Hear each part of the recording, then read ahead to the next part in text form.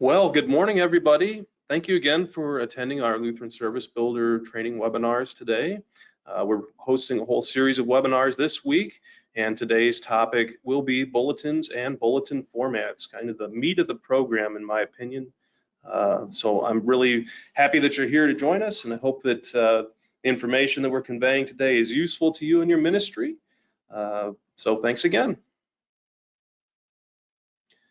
Next slide. A little bit about myself there. My name is Daniel Ray. I'm a software support technician here at Concordia Technology Solutions.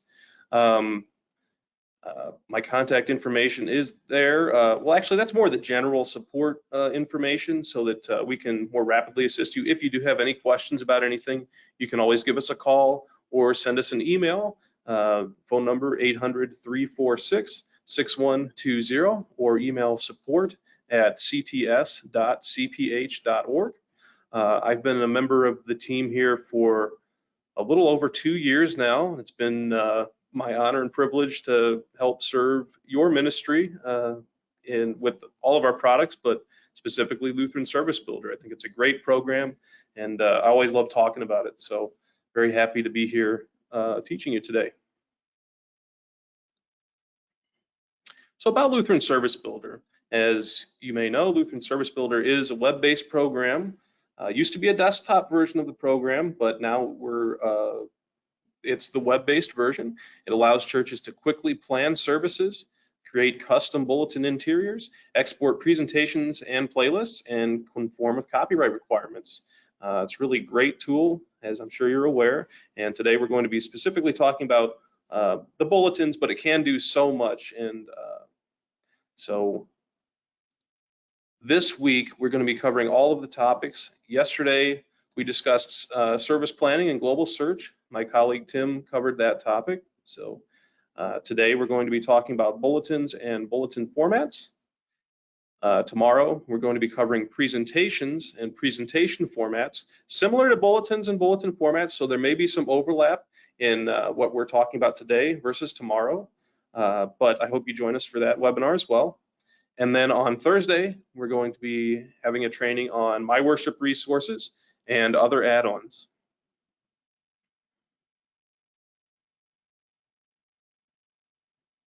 Okay. I see someone's commenting that she can see me but can't hear me. Is everybody else still able to hear me? I think it might be on your end if you're unable to hear. I might need to turn up your speakers or make sure you have those plugged in.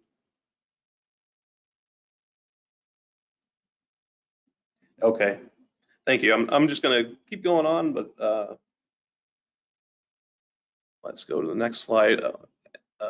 One thing I was going to cover. So yesterday we covered service planning and global search. If you weren't able to join us for that webinar, that will be posted on our resources page, and they should be emailing out links once that video is available. And all of our webinars will be posted online if you have to leave early or if you wanted to circle back later and rewatch it, review anything. So these should all be posted online for you. Okay, again, today we're covering bulletins and bulletin formats. A few housekeeping notes about the presentation today. I'm going to be covering material for about 1 hour to 1 hour and 15 minutes, 60 to 75 minutes for the presentation portion. Following the presentation portion, there will be 15 to 30 minutes, depending on how much time is left, for questions. So you can ask Q&A questions at the end. We will have that time. At this time, for asking your questions, your microphones are muted. So if you do have any questions, please type those into the question box.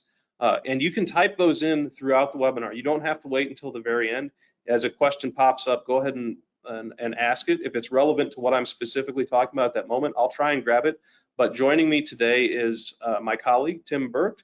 He was the presenter yesterday, and he'll be happy to answer your questions live in real time as I'm going through the material. So by all means, if you have any questions as I'm going through, just fire those off in the question box.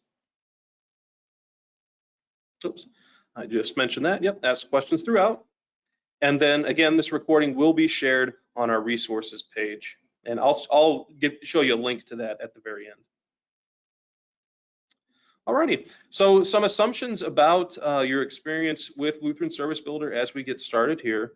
I'm going to assume that everybody who's here attending the live webinar at least understands the basics of Lutheran worship, not necessarily all the ins and outs, the Latin and everything like that, but just the basics, the basic elements. Another assumption that I'm going to make is that you have subscribed to Lutheran Service Builder, that you have the Lutheran Service Builder hymn license. Particularly with Bulletins, we're going to be talking about liturgy, inserting hymns, and exporting that content. So if you are not subscribed, you can still access things through the trial. And it's okay if you're watching the webinar and you haven't subscribed yet, just to get a feel for the material, of course, that's perfectly fine. But when I go through exporting and things like that, you might not be able to do that. So just to be aware, and that you are using the online version of Lutheran Service Builder.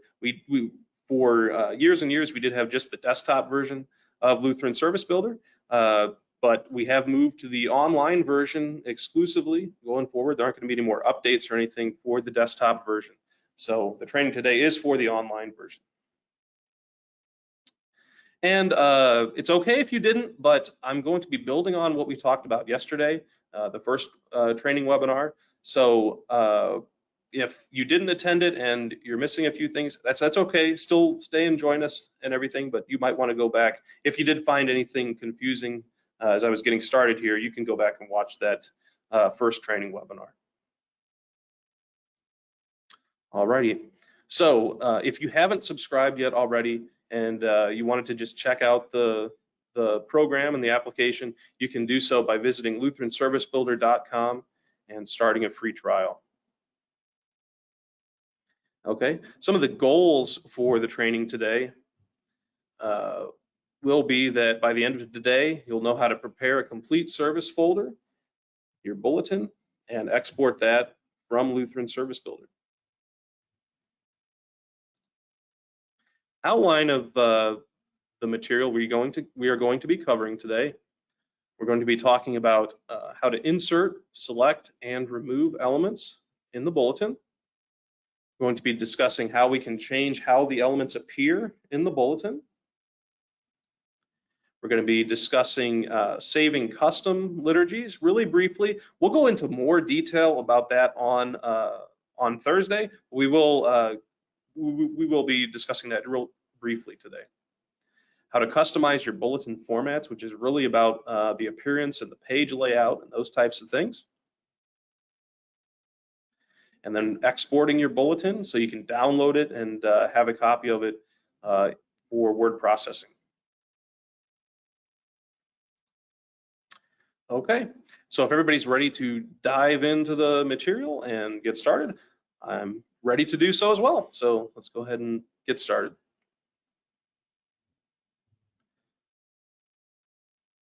All righty.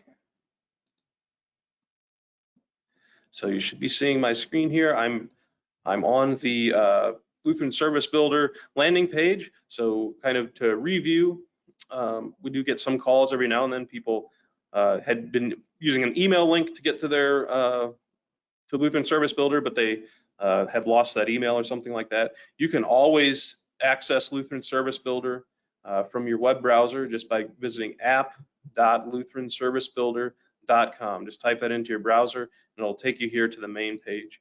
When it first pulls up, it shows you the calendar view, and you may be signed in already. If you are not signed in yet, you will see the sign in link up here in the upper right hand corner. And you can just click on sign in. And this will bring up the login menu. In the login menu, that's where you can put in your password. Or I'm sorry, you can put in your email.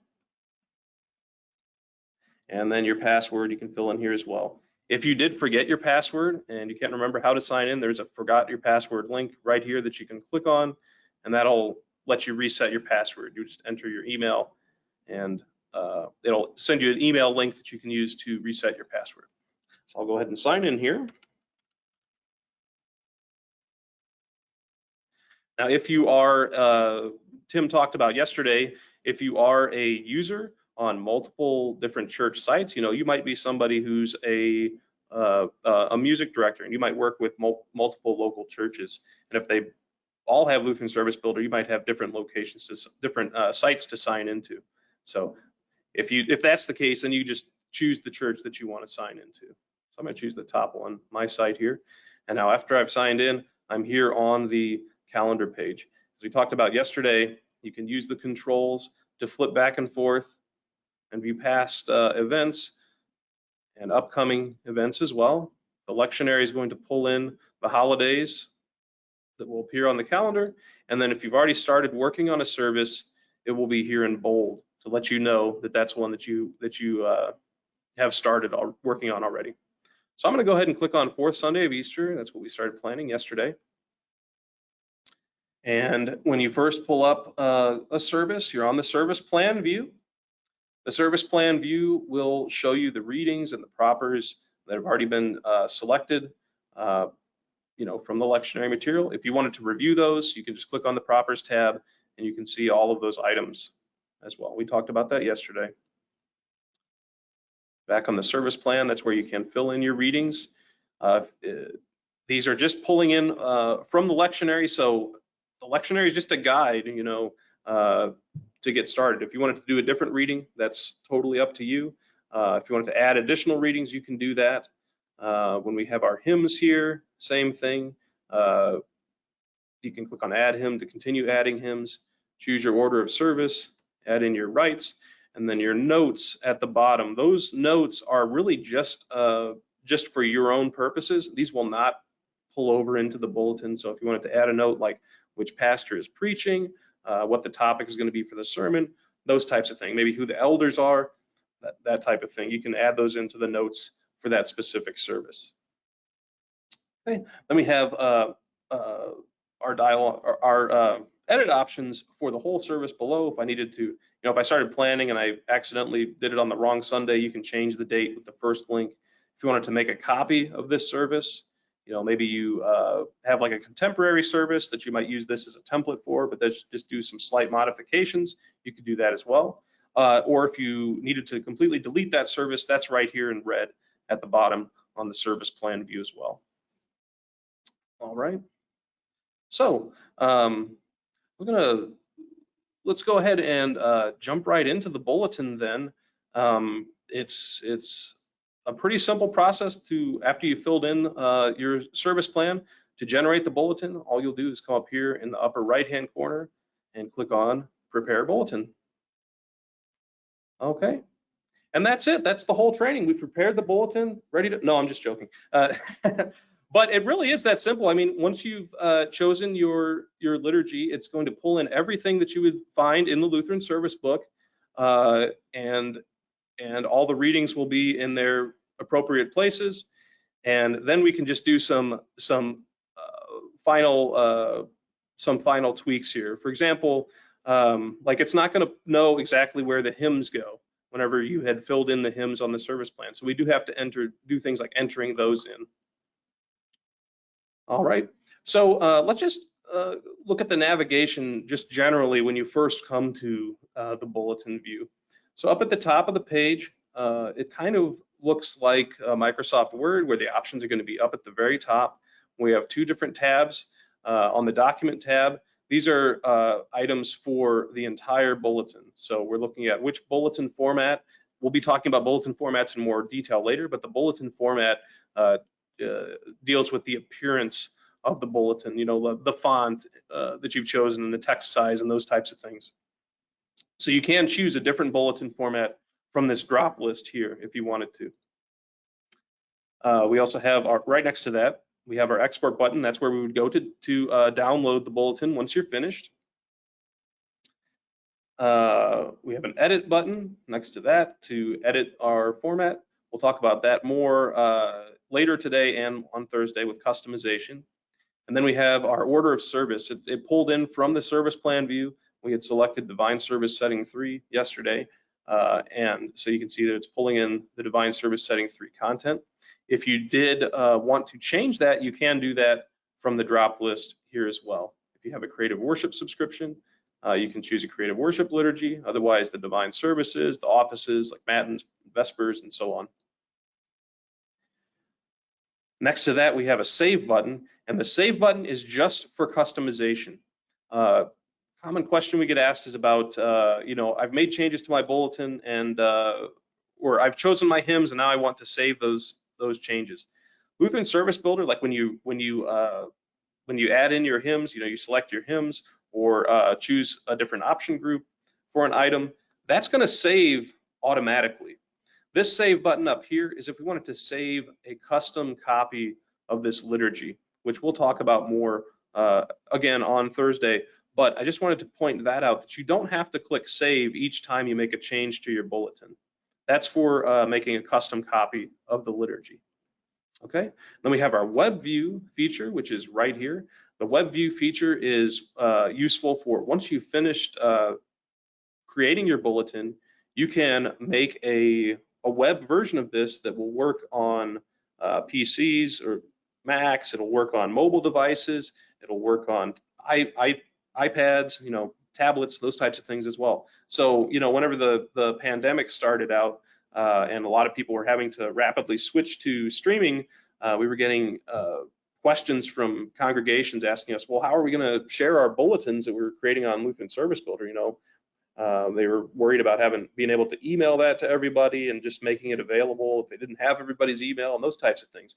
Well, what the web view will do is it will make a copy of the bulletin, it will put it on a web page, and then provide you with a link that you can then either put on your website, put in an email, put in below your stream, however you do that, and then that will allow your congregants, if they watch a stream, they can pull the bulletin up, on their phone or on their tablet or on their computer, if you're still doing streaming services. We'll go into more of that at the end after I've gone through and filled out the rest of our bulletin. I'll show you what that looks like. But that's a great feature. We just added that just before, this time last year, just before the pandemic, the lockdowns were really getting rolling. Okay. Then next to the document tab, we have the insert tab. And the insert tab is where you can insert any of your elements, in additional elements that you might want to add into your bulletin. Okay, well, let's go through now and just look at what that's are and talk about that. So one more thing, the preview window that appears here, it is going to use the font and everything that would show up in Word whenever you export it. However, you might notice as you scroll through, it doesn't show where the page breaks will go. And that's just a useful feature for as you're previewing, so you don't have to worry about the page breaks just yet. Because after you export, if you find that you want something to go on the next page, you can easily in Word just add in that page break and bump it down. So just to be aware of that, that doesn't display the page breaks. Okay, so as we're looking through our Divine Service Setting 3 bulletin here, we start out with the confession and absolution straight from the liturgy. This is what you would see in the hymnal. And this element is a heading element. Now you'll notice whenever I first clicked on this element, an element is just one of the objects here in the bulletin. So when I click on something, it will become wrapped in this blue box, and that's to show that that's what that specific element is. So this first one right here is a heading. What's a heading? A heading is really just text from the Lutheran Service Book. So there aren't very many options for a heading. We have our options here that we can move the heading, we can rearrange it, or we can delete it. So if I use the move button, I can just click on that button. If I wanted to put have the hymn of invocation first and then the heading, I can click the move button. It'll show the spots where I can drop that in. And then I just click where I want it to move to, and there it goes. Moved it right after the hymn of invocation. You'll notice that after you make a change, you have your undo buttons here up at the very top as well. So if I wanted to undo something that I had just done, I just click on that button and see now it's moved back. Okay, or if I want to redo, I have a redo button as well. So I can switch it, okay? I also have the delete button. So if I just didn't want this to appear at all, I can go ahead and click delete, and remove it. I'm going to undo that, and I'm going to move it back to the top. Okay, so in addition, if I wanted to change what appears here, I can just, after I've selected the element and it's in blue, I can click again, and Lutheran Service Builder will let you change the text for your captions and subcaptions.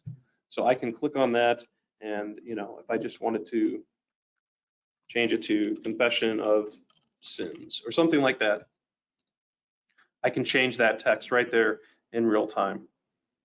Okay, so that's a heading. Next item up here is our hymn of invocation. Oh, one other thing, I'm sorry, I got ahead of myself. You'll notice when I have selected an element, the tab appears up here at the top as well, and it's going to show what type of element that is. Okay, so when I had clicked on the confession and absolution, it shows that it is a heading. You'll see now when I select the hymn, it tells you that it's a hymn. It's the hymn of invocation. There's different types of elements. So when I had first picked the confession and absolution, I didn't have a search box appear or anything because the confession and absolution, it's just text. Whereas if I select the hymn, I get the search box that appears over here so that I can choose which hymn I want to have populate here. So my first options that show up at the top will be my service plan hymns, the ones that I had selected from the service plan view. Common question we get asked is why it might not be in the order you want. The order for the way the hymns appear here is exactly the same as the order that you plugged them in the service plan view. It can't really read your mind and know that all hail the power of Jesus' name. That's what we want for the hymn of invocation. So if you want it to keep it so that they'll be listed in the order that they should be in the bulletin, you'll just have to be mindful of that whenever you're filling in your service plan. Okay. You also notice that as I'm mousing over my service plan hymns, you can see that it's also highlighting where it appears down below. So like when I mouse over 781 here, you can see it's highlighted there in hymns for the readings. That's just to give you an idea of where you had picked this hymn from. Okay, and then to just insert it, you can just click on it to insert it there. All right. Now, if you had entered hymns in the service plan, but you decided, you know what, we're going to do a different hymn, you can still search and find a different hymn as well. You aren't locked into just choosing from that list. You can still use the search box. And you can use all the powers of search. So, if you had a specific hymn number that you wanted to plug in, you can just search for it that way and find it. Otherwise, if you wanted to use some of the search commands that we talked about yesterday, for example, like if you wanted to search by a topic, for example, like this service is more for Confirmation Sunday, so maybe the topic might be the Lord's Prayer. You can keep typing it out, or you can just choose it as you start typing if you see it appear in the list here. Whoops. There we go. And then I can add in other search terms. So if I wanted to say it's for a specific holiday, I can start typing in my holiday, and I can choose a holiday that I want, or I can just keep typing because I know it's an Easter service. I can say Easter 4. Then whenever you're ready to search, just press enter, and you can search for it. Oops. Search for the Lord's Prayer. Oops. Topic. Bear with me just a second, sorry.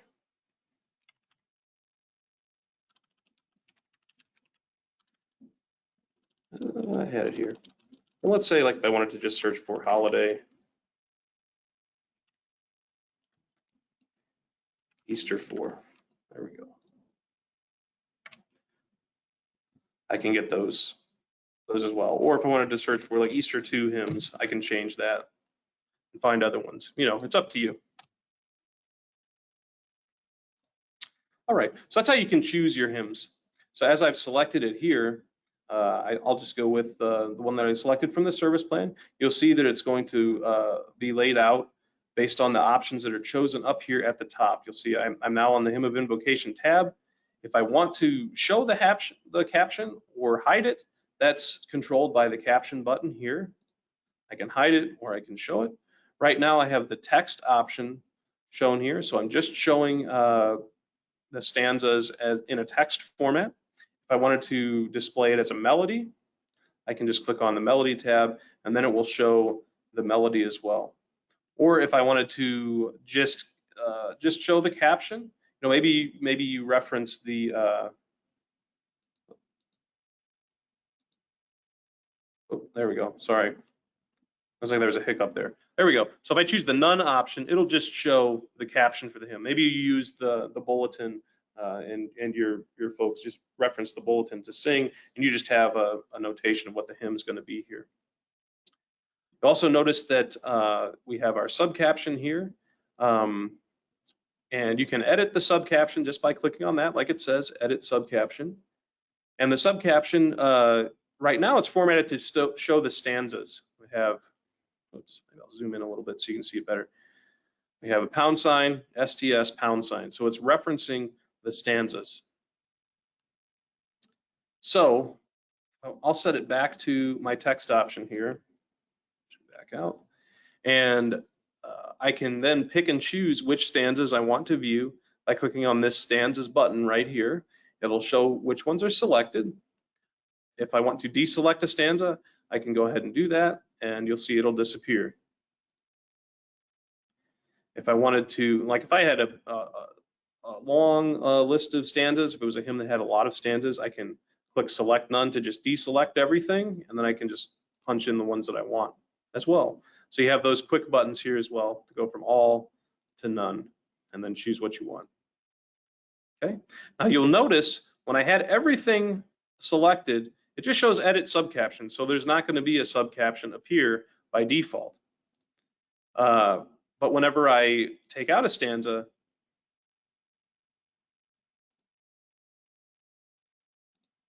waiting for it to update here. There we go. Sorry, a little bit of lag today, probably because I'm streaming. But as I take out a stanza, you'll notice that now the subcaption updates and says that my selected stanzas are now 1 through 4 and then number 6. So that way, if it was something where I'm just going to show the caption and then people will sing out of the book, they'll know which stanzas we're going to be singing. Okay. Another neat thing, let me select all again.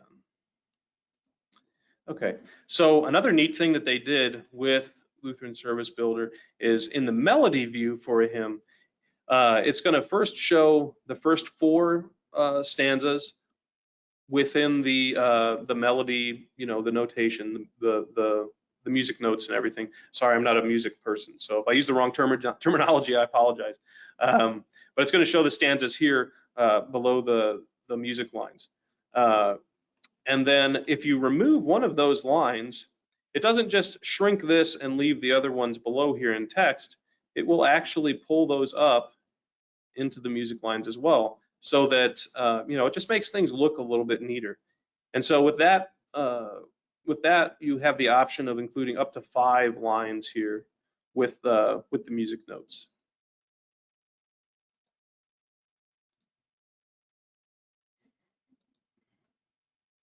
Hey, Connie asked if you can assign stanzas to men or women. There isn't an option here to enable that right there. However, you can certainly edit the subcaption, and I can say,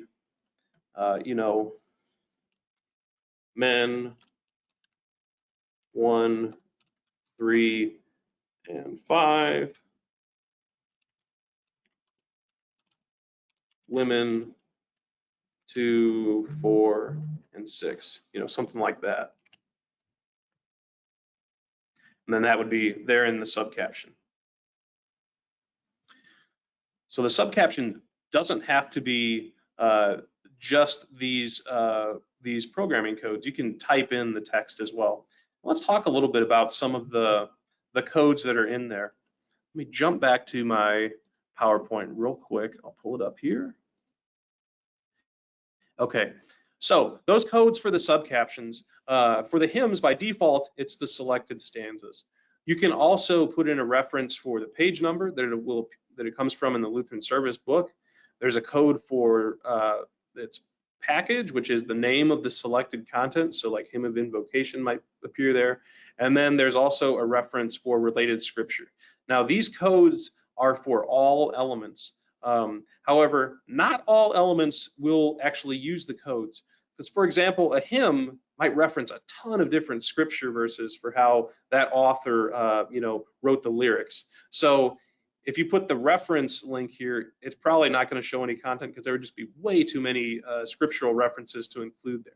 However, for a reading, that would be useful. That would show, the actual citation in the Bible. But there are usually different options here that you can include.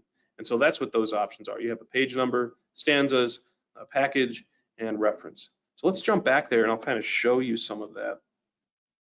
So if I change from the stanza code to my page number code, which is just # PG #, and press enter.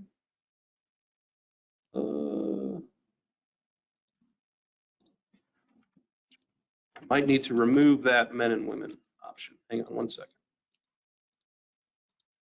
Oh, there it went. Sorry.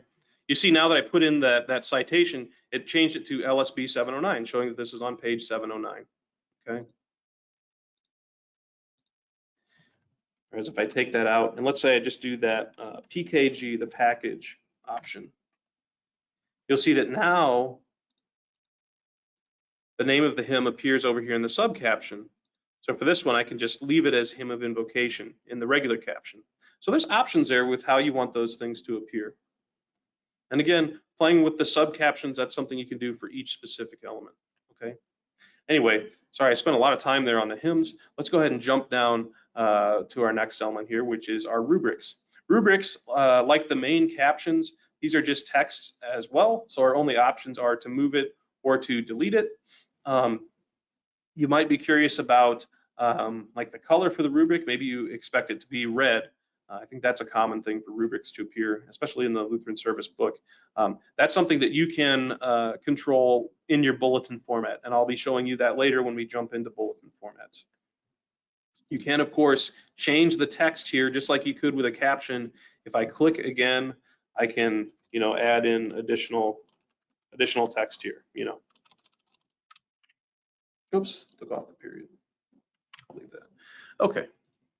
Next element after our two stand and sign of the cross rubric is we have our invocation and our exhortation.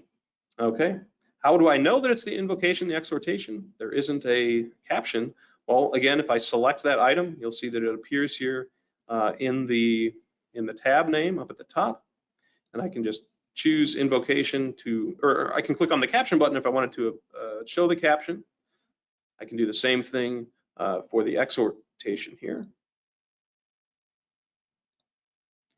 And you'll see the subcaption that appears here. Now the invocation, as I select the invocation, it will give me some options so I can choose a different element here off to the side, but really the invocation's mostly the same across the divine services. So I only have options to replace it with something from a creative worship service and from some custom services that I've created.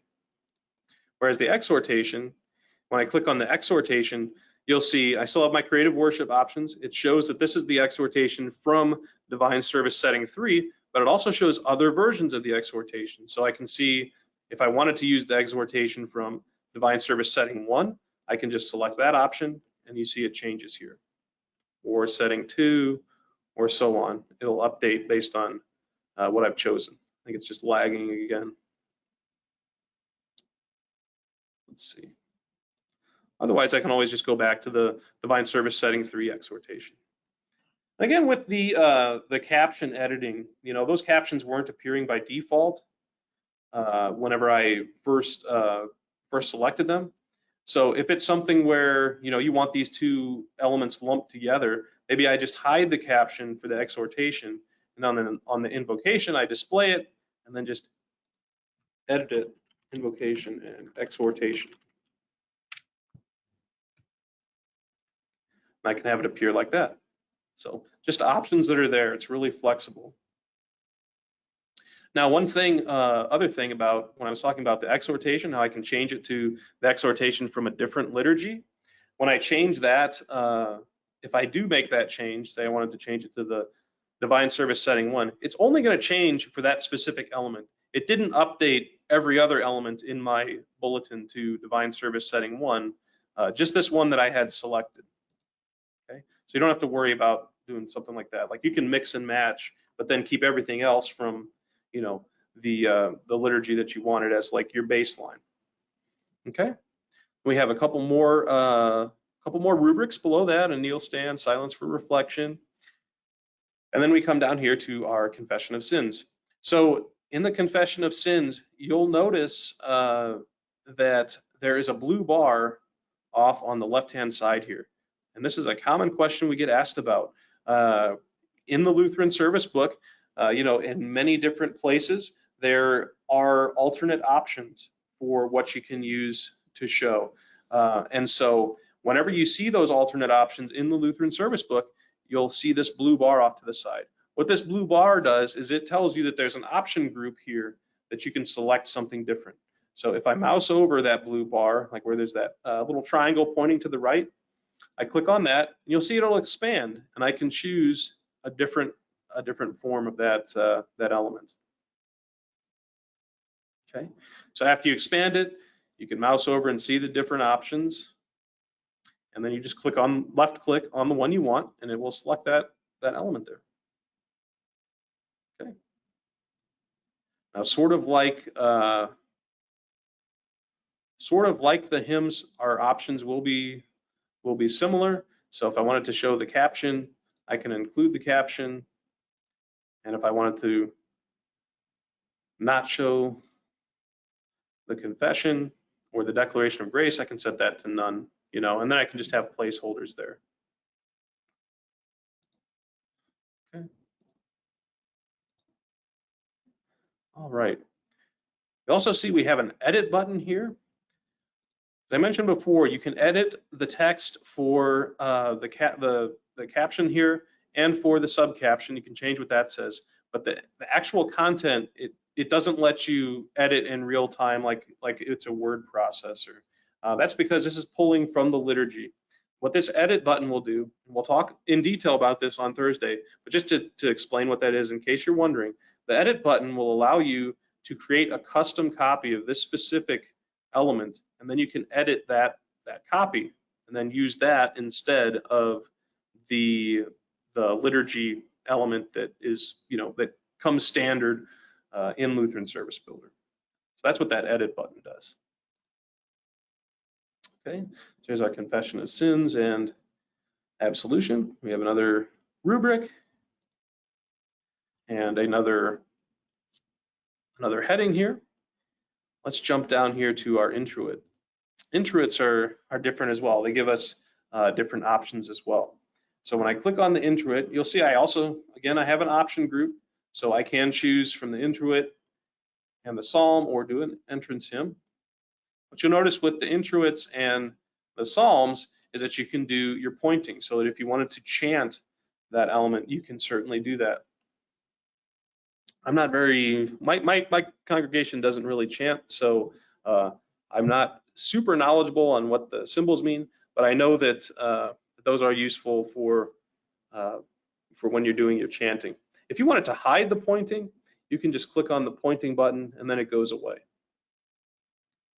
Okay, but since introits and psalms can be chanted in addition to the pointing, which you can include easily, just clicking on the pointing button, you can also include a psalm tone. All the psalm tones that are present are here to be chosen from. If I choose a psalm tone, it will display above the text. And then we also have template options for the introit.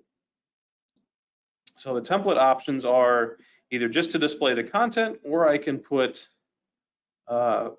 something before or after the content. So like rather than it being, I can add in that it's all done by the congregation. You see it put in the congregation responsorial there and bolded everything. Or if it's going to be chanted by the pastor, we can do that as well. So there's template options that you can choose from.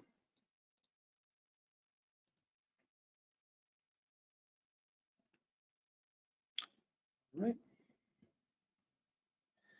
Moving on down here, we have our Kyrie. When I choose the Kyrie, a lot of elements in addition to hymns have melody components that you can choose from. So if I click on the Kyrie, you can see I have a melody component here.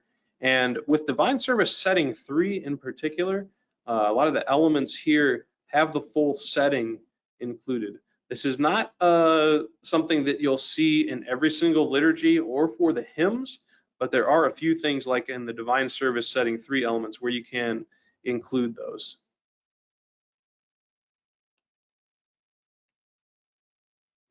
Okay. Shirley asked a good question, and this is something that we get asked about in the support center all the time, about making an introit responsive between the pastor and the congregation.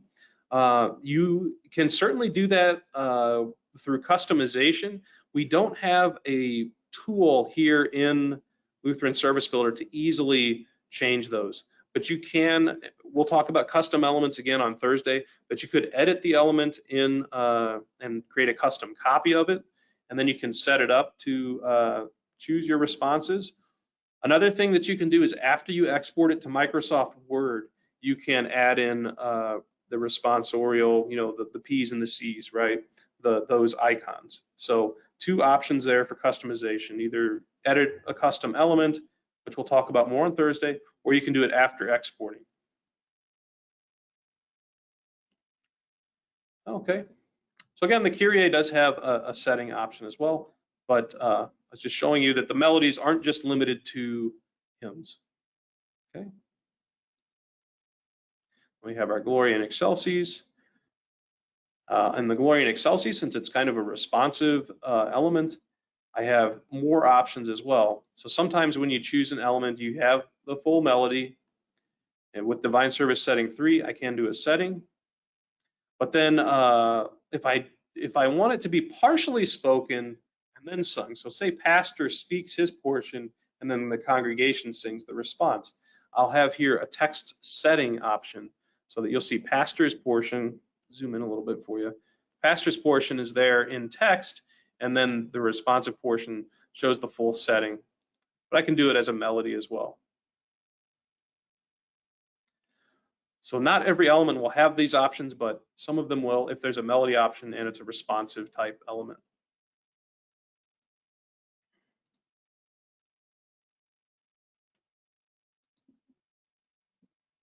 Then we have our salutation and our collect, same type of thing. We can include a melody for all of that. And since it's a responsive option, I do have text and music options as well. Okay. This is another area where I can choose a template for what would appear, wrap around the content. So for example, if just the congregation is going to do the prayer portion, you can choose that template instead. So those are some customization options with the templates. Whoops, I think it was this one. There we go. All right. Then we come to our reading. And the reading is the spot where really I think the templates are the most useful. We talked about some of those just on the last element and before earlier. Readings, it shows here what it's going to be. It pulls in from the service plan automatically. That's not something that you have to select like you had to with the hymn. It'll pull into that place automatically from the propers. You can customize the title if you wanted to. You can customize the subcaption again, like we described earlier, but then we can add templates as well. So if I want the content of it and then to just appear, this is the word of the Lord, thanks be to God, I can leave that as the standard template. Otherwise, there's other options. There's quite a few for the templates. So instead of, you can do an office response, Lord have mercy on us, or if I scroll down here, you can do it with an introduction. So the Old Testament, actually this is the first reading, it's it's for act. But let's say it was an Old Testament reading. You know what? Let's just say I'm going to change it here. I'm going to say I'm going to change it to Genesis 1 verses 1 through 15. So I can just type in the reading that I want and then change it, right? And so it updates the caption, so it knows that it's from the Old Testament, so it'll change the caption to Old Testament reading. And then if I wanted to change my template to include an introduction for an Old Testament reading, I can do that. I can choose this template here with introduction, Old Testament, and then I get a reference at the top. The Old Testament reading is from Genesis chapter 1, and then the caption, or I'm sorry, then the content, and then the responsive portion at the end. And there's options for that. Same thing with the epistle readings and for the gospel. Okay. So there's a lot of great templates that you can use with the readings. Then we have our move and delete options here as well, and all the same things apply. If I want to change the text that appears here or the subcaption, I can do that. Okay. Well, after the first reading, I have the psalm. Psalms work like the introit, like I was explaining earlier, where you can choose the pointing, you can choose your psalm tone, and you can include a template. We have an option here instead to do the gradual. Gradual, same thing. You can chant the gradual, psalm tones, and add templates. We have our epistle reading, functions the same as the Old Testament reading that I showed earlier. The next one, we have our Alleluia. Now, this is a good one to show you the option group here. So in the option group, if you ever have options that are out of season, it will give you a red triangle sign here. So if I tried to choose the tract option instead of the Alleluia, it's going to notify me that the tract is usually omitted during Easter. Just as a heads up, I can always override that and say, no, I want to use the tract anyway. I can certainly do that, but it's just a little friendly reminder there about the seasonality. Excuse me. And again, I do have my options where I can choose the melody or the settings, and so it's the Alleluia from Divine Service setting 3.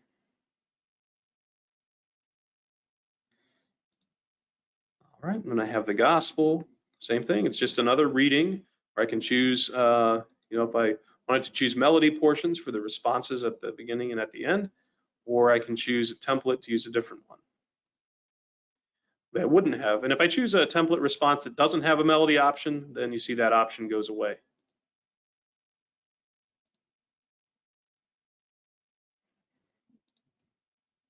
Okay, then I have my creeds, another option group. So if I wanted to do the Apostles' Creed instead, or one of those times we wanted to do the Athanasian Creed, you can select that creed instead.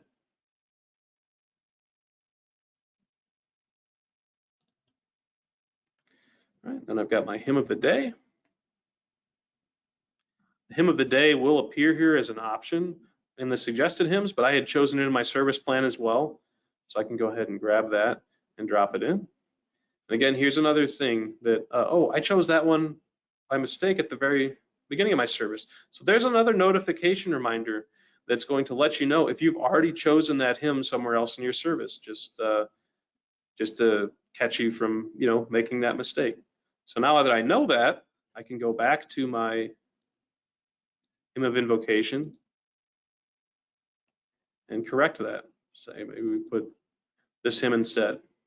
So now that I've chosen that different hymn, when I go back, now I don't have that notification anymore, as you would expect. Okay. Other thing that I didn't point out earlier, take a quick sip of water. Another thing that I didn't point out earlier, but is that automatically your, specifically for hymns, but your copyright references will appear here at the bottom. Let me zoom in here. So you can see for this hymn, since I'm only using the text, it's just showing us that the text is within the public domain, so we have permission to use that. Any content that's public domain, anybody can use. If I choose the melody option, it's going to display the copyright information for the tune. Now in this case, the tune is also in the public domain, so it just says the text and tune is in the public domain, and that's it. You don't have to worry about putting in any citations for your copyrights. It does that for you automatically. Okay, so after our hymn of the day, we have the sermon. The sermon block is just a text element, just like the caption. So if you wanted to add in information here, like maybe say that the sermon topic, or who's speaking it, or who's giving the sermon, I should say, I can certainly add that in. So like we could say that this is a sermon, topic is the Good Shepherd. Jesus is the Good Shepherd.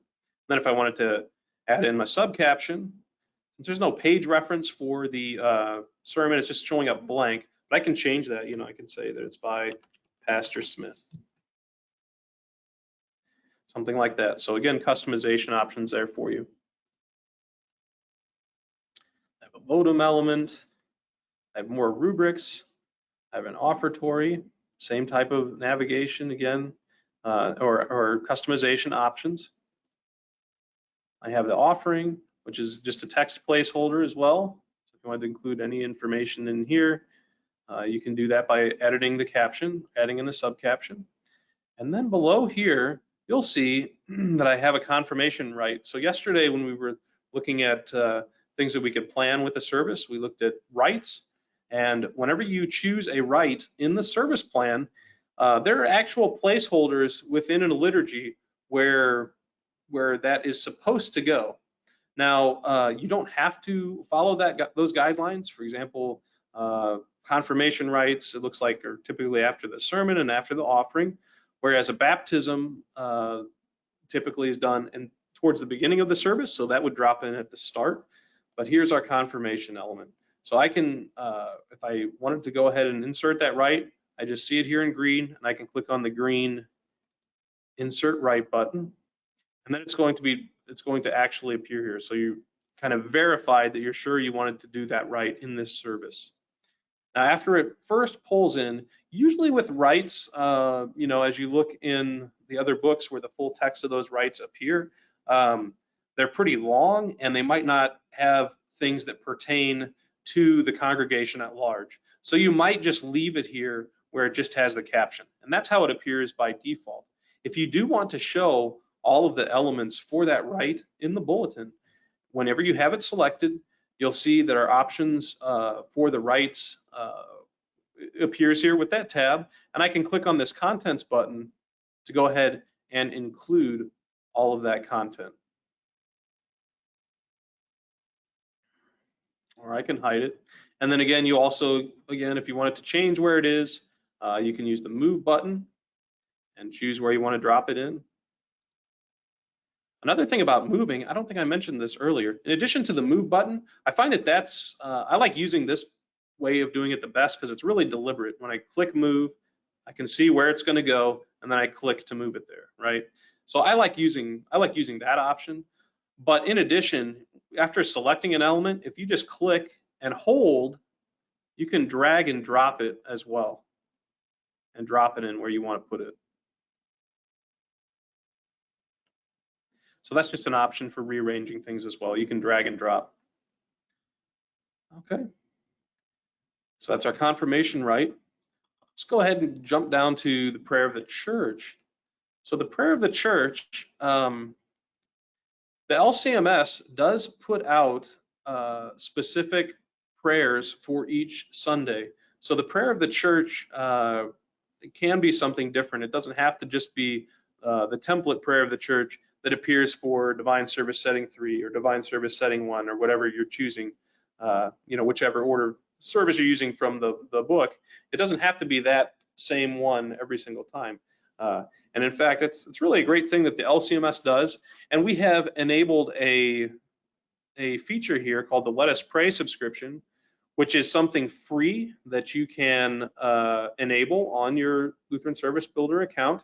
And what that will do is it will automatically pull in that weekly variant prayer of the church that the LCMS has put out. It'll just insert it automatically when you create your bulletin. So you can see when I select this, it's showing that the prayer of the church that I'm using comes from the Let Us Pray subscription, and it's the one for Easter 4 on April 25th, 2021.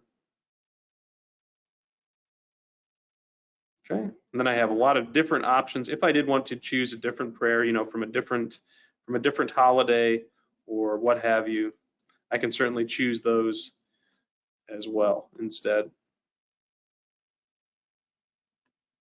Okay.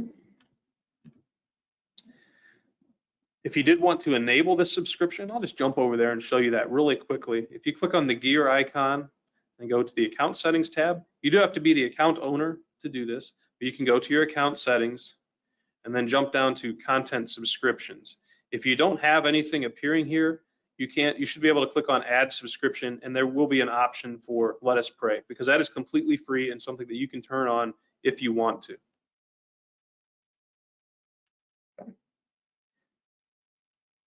And you have options to include it automatically or to include it in the search box. So if you didn't want these prayers to appear when you search for prayers, you can disable that. All right. I'm down to the service of the sacrament. I have a caption, or I'm sorry, I have a heading here. I have my preface. I have all my different options there for melody setting, text and setting, and so forth. We've discussed that and other things. And I have my proper preface, where it's an option group. If I wanted to condense that, I've seen that a lot in bulletins, or use the full written out. You can do either option, and you can apply a template as well. And you have the Sanctus, the Lord's Prayer. I find that the Lord's Prayer is one that you might change depending on which liturgy you choose. If you wanted it to be entirely spoken by the congregation, that might be the Lord's Prayer from one of the other divine services. So you can see those options there and choose those instead.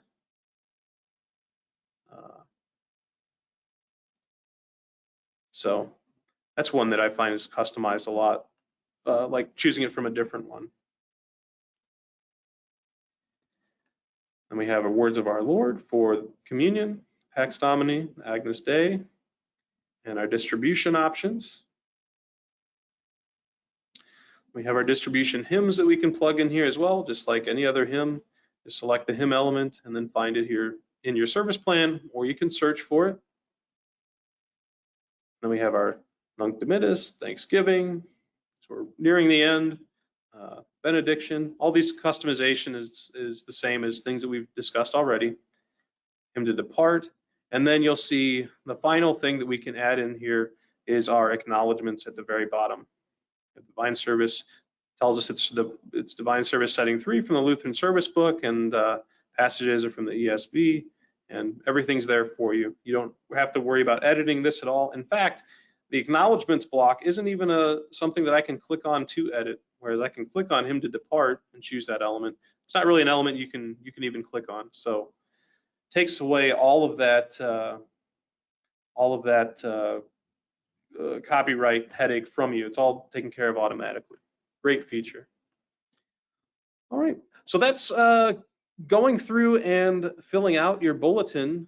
The next thing we were going to talk about was the bulletin formats, and the bulletin formats has to do with like the paper size and the fonts and those types of things.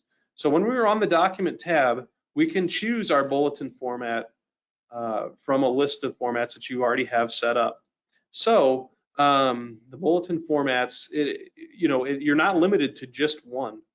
You can set up multiple bulletin formats for the same service. So for example, some of the ones that should come automatically with Lutheran Service Builder. Let's navigate over to the bulletin format section. I'll show you those. So if I click on the gear icon and go to bulletin formats, it'll take me to this page. It's going to list all of my formats. So I have some that I've worked on, but the ones that come by default, you have a large print format, so that you can print the same bulletin, with a different format. So you'll have some copies for people that might have visual issues, and then you can have another format that's the standard size format. Okay.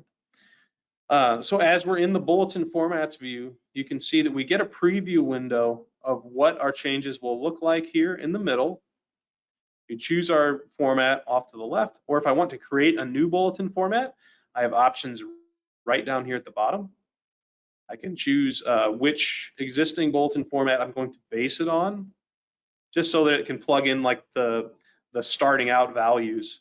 You choose which one to base it on, like default or large print or some of these other formats for the custom or for the add-ons. Or you can choose a format that you've already created. Like here's one that I made, it was just to play around with. You can see I have a lot of really weird custom text and stuff. If I liked that and I was just gonna have a different option for that and just change it slightly, I can copy that format. So then I'll have everything filled in with these weird fonts and all that. And then I can just slightly tweak things. So the copy can be useful. Or you can just delete the format if you don't want it anymore. I can click delete the bulletin format, and then it's just gone from the list. Okay. So now as I have these options here, choose my format. Again, my preview is here in the middle. And this isn't based on any existing service, it's just sample text. Okay. So then I can come over here to my options for how I change the appearance. So on the style tab here, this is where I can designate what my fonts are, the size, any bolding, italics, underlining, the case, if I wanted everything to be in uppercase, all lowercase, or camel case, you have those options there. You can have the option to change the color of your text if you want to.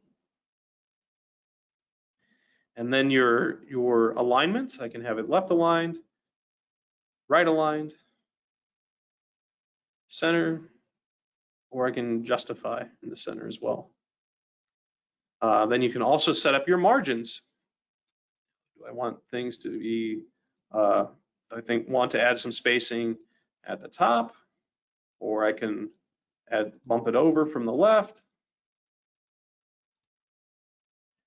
or I can add spacing to the bottom, or I can add in more margins on the right. Now you'll see that it's only affecting this specific content towards the middle. So you choose which section of the bulletin you're wanting to make these changes to. Oops, set that back to 0. See, you choose which section right here in the selector at the top. So if I'm working on my body, that's the content there. It's from the verse or from the reading or the responsive part. Whereas if I want to change headings, I can change that as well here. And then it's only going to affect my headings. Now with fonts, there are fonts that are built in here in Lutheran Service Builder. However, if you have custom fonts that are properly installed on your computer and your browser is compatible with, you can choose those. So a custom font that I installed yesterday is called Roboto. Now it's not showing in the list, so as I type, I don't see it. But as I completely fill in the name, then you'll see that warning goes away about it not, being able to display it. Then it sees it. Oh, you want Roboto, the custom font that you've installed, and I can choose that font there. So you'll see that it changes. Again, I can make things bigger. I can make it in bold. I can add in some margins, or I can add in text before and after. If I wanted to put like a cross around it, I can certainly add that as well. Okay. And I can jump down and edit my captions. So let's say I want to make that Roboto as well. Maybe I want the caption to be underlined. Let's jump down to our body content. I can make that the same font. Maybe I want to add in a little spacing at the top so it's not so condensed right there against the caption.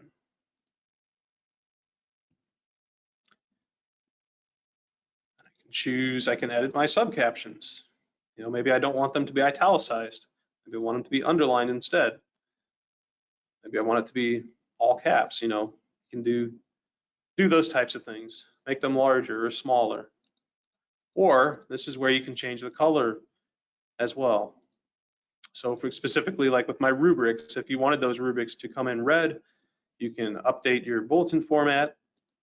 I'm going to make those the same font as well. And then I'm going to change my color. Okay. And then you can also change the copyright as well. Size, font, all those options as well on the style tab. Okay. So once you have your style options situated the way that you want, then we can go over to our layout options. Now on the layout tab, this is where I can choose the page size for my bulletin. I can also choose the orientation for it. You know, if you want your bulletins printed in landscape view versus portrait view. If you print like a book fold option for your bulletins, you can set this up in the layout. So you can say we use a book fold, so it's landscape and it's folded. And then you might also use, you know, legal size paper instead of letter size. Then it'll allow you to adjust your margins for the entire document. So I can bump those up if I need to, or shrink them, and so on. That will affect what appears when it prints. Okay. Now, if I have let me show you a music. I don't have a melody showing. Let me show you. I'm going to change it to so I show a melody. We'll talk more about the content tab in just a second. I want to display a melody here. So if I have this automatically scale option selected, it's going to make the music portion appear as large as possible within our layout selection. Otherwise, if you don't want it to be that large, you can uncheck to automatically scale. So when I check automatically scale, you see it makes it larger all the way up to the edge of my margin. Otherwise, you can bump it down the size you want, or you can, you know, put it in between. You can play with that by just adjusting the fixed scale here as well. Okay, I'm going to leave it on automatically scale though. And that's the layout tab, really just for choosing your paper, orientation, book fold, margins, those types of things. Now, the content tab, when I go over to the content tab, this is where I can really customize how, like my settings for how my hymns and my readings and all those types of things appear. So you'll see that there's a different section for each of the element types. If I always know I never want to see the heading, I can check to disable that. And that way, when I choose this bulletin format, it's going to automatically take my liturgy that I've chosen in my bulletin, and it'll hide those off the bat. So you don't have to go through, find all the headings and hide them if that's something that you like that's how you like your bulletin to appear. So you can set that up in advance to save yourself some work just with the bulletin format. Same thing with the rubrics. If you don't show rubrics, I can hide those. Since rubrics and headings are fairly simple, just text, that's really the only option, hide or display. Whereas for hymns, you'll see I can either not show them or show them, like the other elements, but I can also choose which type of content I want them to appear by default. So if I want it to come in as text every time, whenever all my hymns will show with text, I can choose that option. I can choose that every single time when I first load the service, it comes in as a melody. Or I can show that the none appears. So that way you're not having to go through the entire bulletin and or change them all to melody every single time, every single week. You can change that here in the bulletin format so it'll come in the way you want right off the bat. You can also choose if you want to show with the captions by default, whatever the default setting is from the liturgy, you know, like the invocation and exhortation by default didn't show, but some of the other ones do. Or you can say every single caption always show for the hymn, or never show the caption. So it'll, you know, same thing, just with the caption. Your caption format, if I want to show the name of the hymn, or I can change it to show the role, which is like the name of that element, where it shows hymn of invocation, or I can show hymn of invocation and then the name of the hymn. You can also update your default subcaption. And so this is where if you know you wanted to show the stanzas, but you also wanted to show the page reference. You can add in whatever text you want there. So like I put in, left the stanzas as the subcaption, added in a pipe character, and then added in the page. So you'll see what that'll look like here in the preview. It'll show the stanzas, pipe, and then the page number for that hymn. And then you have the option to show the stanza numbers in the content itself there. So if I uncheck that, they should disappear.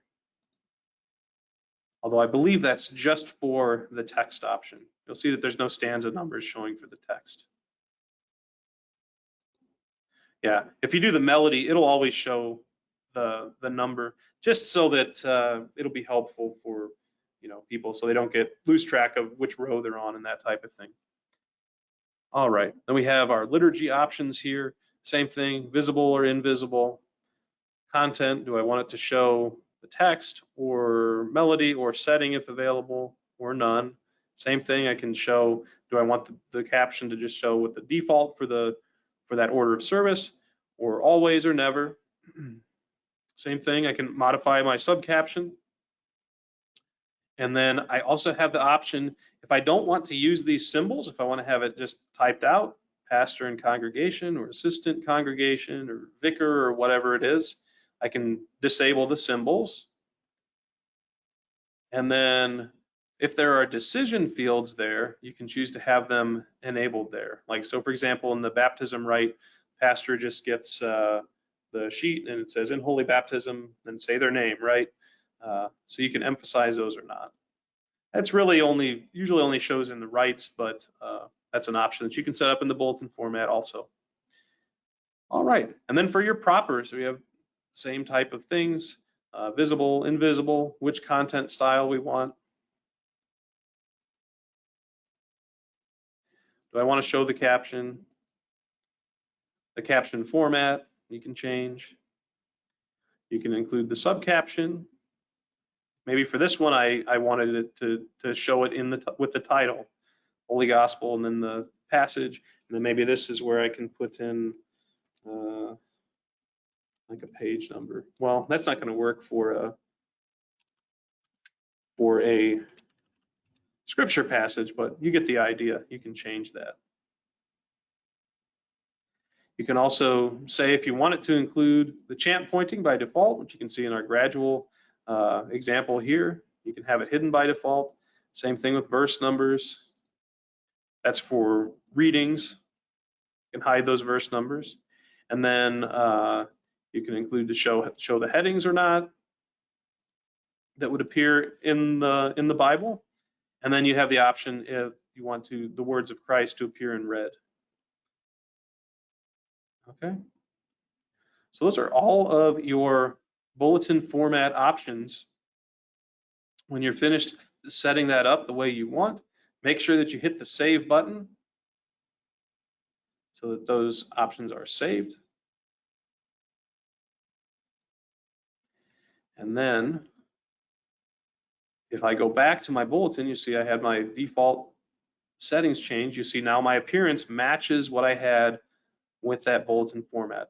So all of the content will be the same based on when we went through and chose what we wanted, but just the appearance can change based on the bulletin format that you want. Okay. Now, some things, if you make them too large, and you had it set up to show a modified subcaption, you might get some bleed over. So just keep that in mind, but you'll always get a preview here. Okay.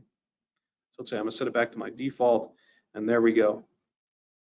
So now that we're all finished, we've got our bulletin done.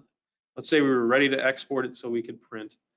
I can come down here to export, and there's 3 different options. You can export it to a Word document, or I can export it as an HTML that was something that was added so that if you wanted to just drop it in on your website, you'll have that HTML code to be able to do that.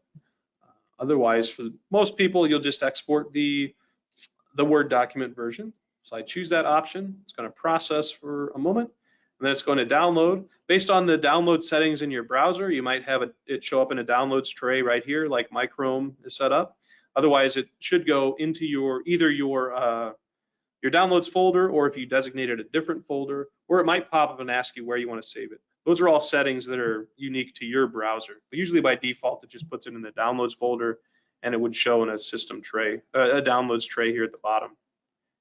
So I can say open, drag it back over to the side, and you'll see I've got it here in Word now. So now that I have it in Word, this is something that I can modify to my heart's content with the power of Word as a word processor, you know. So like right here, where it clipped this and put the heading at the very top, I can just click right here and then add in a page break. Oops, I need to enable editing first. I can put in a page break right there. Control Enter. There it goes. All right. Or you can just use the options up at the top as well. Oops, undo. I can say right here, insert a page break, for example, and do it that way. You know, it's all in Word at that point, just as if it was a document that you had typed up yourself. You know, you can use Word to its full power there. Okay. One thing I wanted to point out is if your bulletin format, let me go back to our bulletin formats here. Just make sure that I had set it up for a bookfold. I thought I did. Default layout, yeah, bookfold. I had it set up for a bookfold format, so it should already be ready to go, printed in that format. But that's something that you would want to check when you go to print. So if I'm going to go to print from here, you know, go to File, Print, then you might want to check in your page setup. So you'll see that I had it set to legal and I had it set to landscape, but I always check this first, particularly for bookfold. Go to page setup and just make sure that it's set for bookfold. I think this is more of an issue with if you have Word for Mac. Usually if you're just using Windows, it pulls in fine, but that's something just to double check and make sure that it has that bookfold selected there in the page setup options. Okay. Just wanted to point that out so you don't download it, print, and set it to print off, you know, 150 copies, and you know you're burning paper.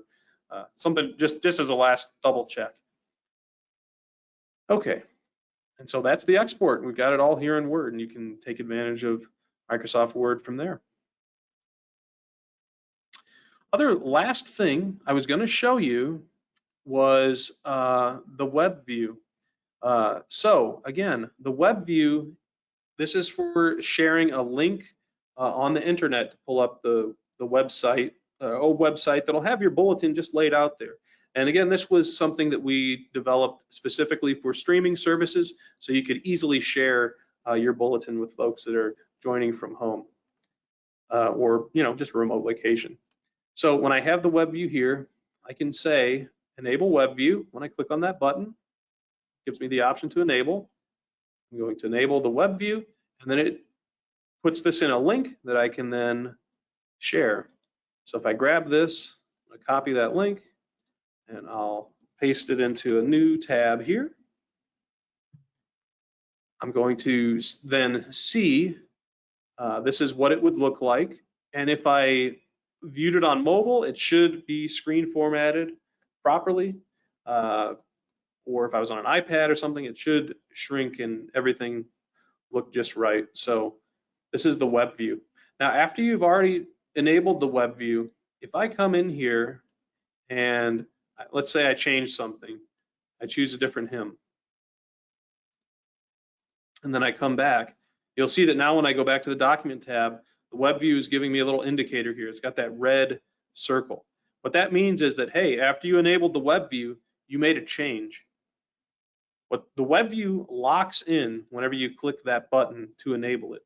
So I changed to hymn 525, but if I refresh the page here, it's still just going to show 781, the original hymn that I had chosen. To make it reflect that change, I will need to come back up here to web view and update the web view. Okay.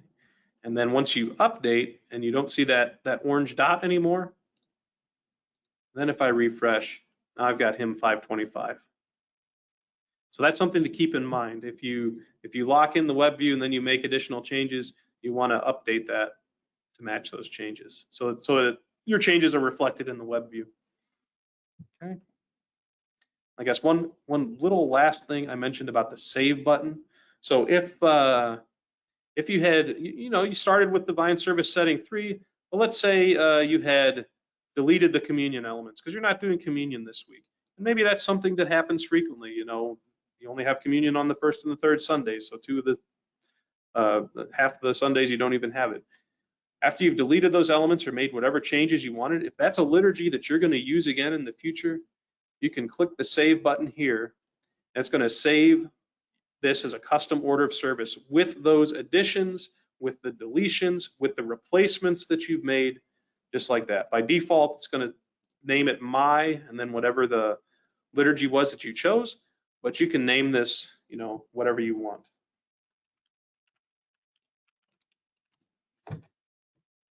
And then save. And then now that's a custom order of service that you can use. Alrighty.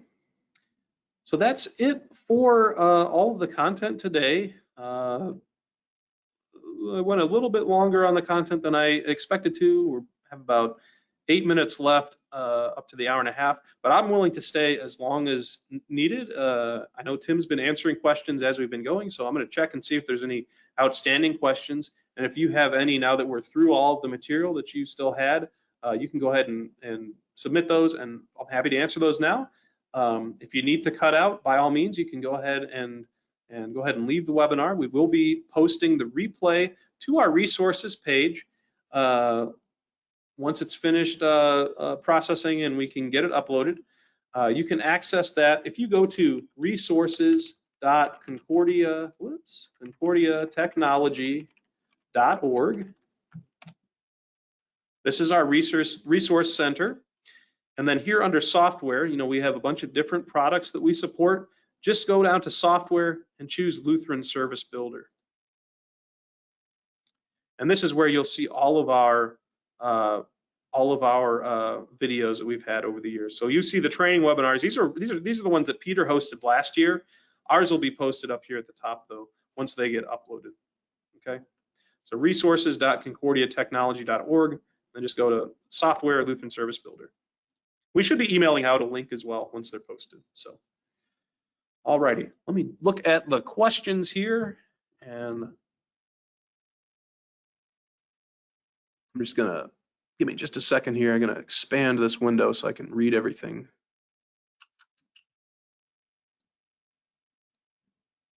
Okay.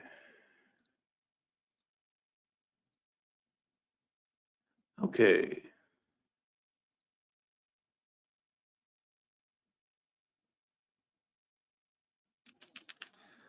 Just kind of skimming through the ones that Tim answered already to see if there's anything that's outstanding. Okay. Yeah, we showed how to pick verses. Selected stanzas we talked about.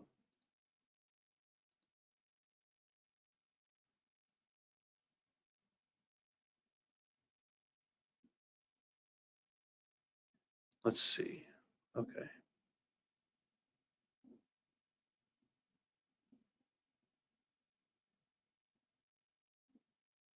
All right.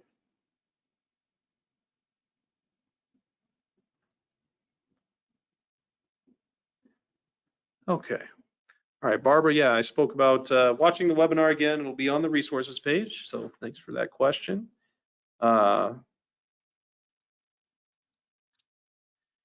Format is set to display the melody, and one hymn is set to words only in the bulletin, which takes precedence.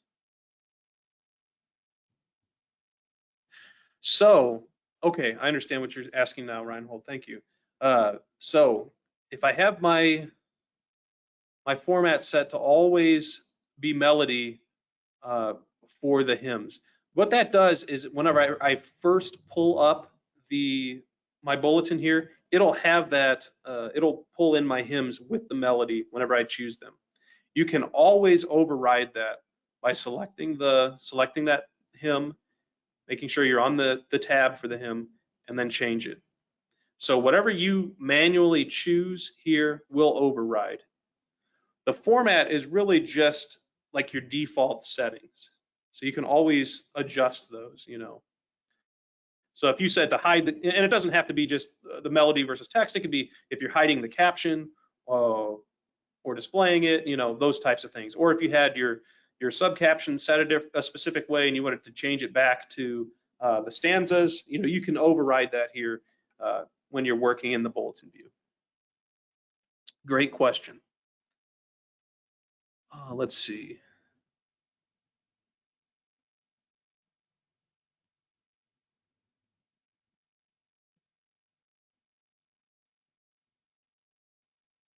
Barry is asking about the first reading during Easter, if there's a template with the introduction. Manually edit in Word the introduction for the first reading. Good question. Let's jump and look down. I see Tim was looking at it with you as well. Hang on. Okay, let's say I set it back to Acts. I had changed it to Genesis for the Old Testament. Okay, so first reading. My options, I can either do just the content with no introduction. I can do the standard response without an introduction. The daily office response looks like no introduction. Ash Wednesday. Old Testament introduction, epistle introduction, Holy Gospel introduction. You can do the daily office introduction, where it just says it's a reading from Acts chapter 4, and then at the end. But the templates, this is something that we'll be talking about more on the My Worship resources, the custom options. You can create your own templates to be used. If I go to My Worship resources, I have my templates as one of the things that you can create your own. And we will be talking about that on Thursday. So if you look through the list of templates that are on here, like here's a couple of custom ones that I did, just is like a Gloria response to whatever the element is. That's a custom one that I created. I made one that doesn't have the pointing. So you can create your own and then choose those. So we'll talk about that more on Thursday, Barry. So I hope you join us for that session. Hopefully you find it enlightening. And if you can't join us live, check back for the recording. We'll be talking about that then. Okay, Gerald asking, a hymn with music be split between pages. Whenever you export,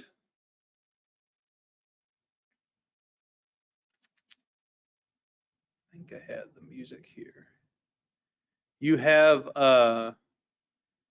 like each of these, like the actual music, that's something that is an image element in Word. And so each section is its own image. So if I wanted to put in a page break between the first section and the second one, you can do that. It tries to keep it together if it can, I believe, but you can split it among the different pages.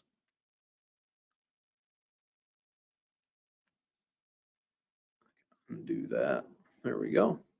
Other thing is you can, after you've exported, you can click and drag and resize some too as well. So you have those options. Again, after exporting in Word, then you really have flexibility with formatting things.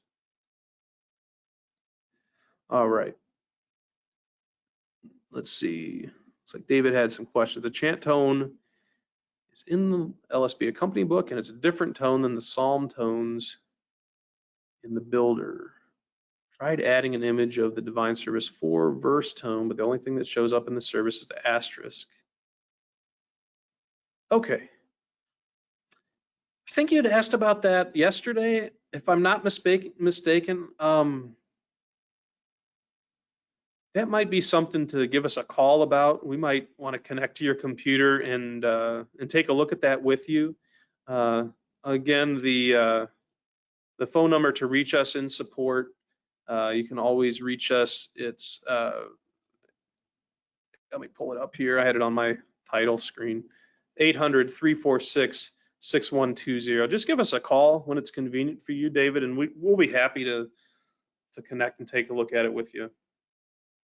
Sometimes if you email in a question like that, it might be real specific to your computer, and if we're able to connect and take a look at your specific machine, that's really helpful to help troubleshoot.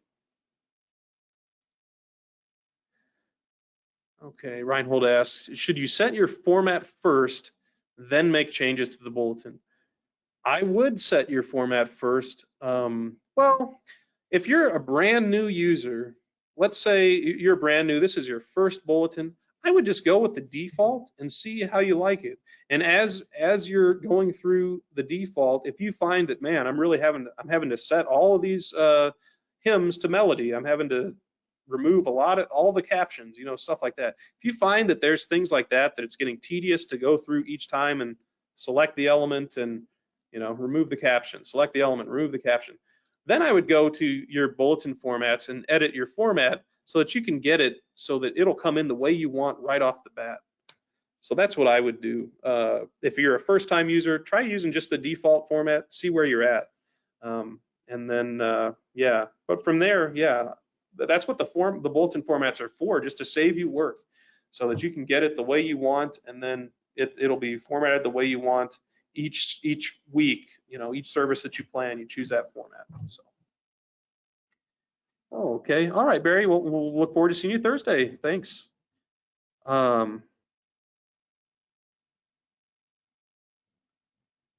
Okay. Let's see. Sorry, Judy, I didn't understand your question. Oh, you wanted me to zoom in like this? Sorry, I did that a few times on a few of the things. I apologize if it was difficult to see. It might be something. If you do check out the video replay, you should be able to adjust the size and the zoom on that thing. My apologies. I didn't notice your comment earlier while we were going. Okay, sorry about that.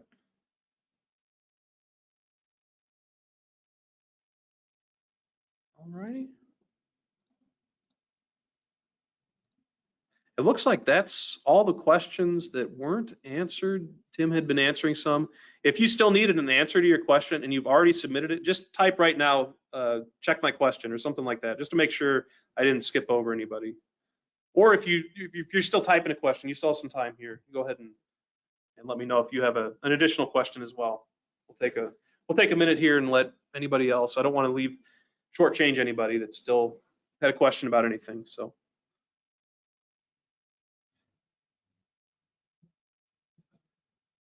All right.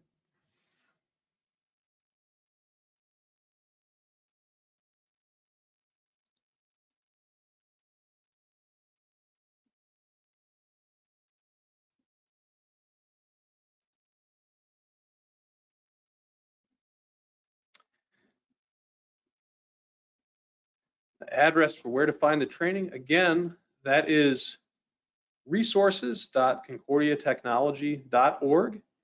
And then / Lutheran Service Builder, but you don't need that part. If you just go to, you can really just go to concordiatechnology.org and then the Resource Center. That'll take you to this page as well. So you don't have to remember the whole long address bar there. But otherwise, it's resources.concordiatechnology.org, and then just go to software and choose Lutheran Service Builder. And then there you go. Tim gave you the link right there.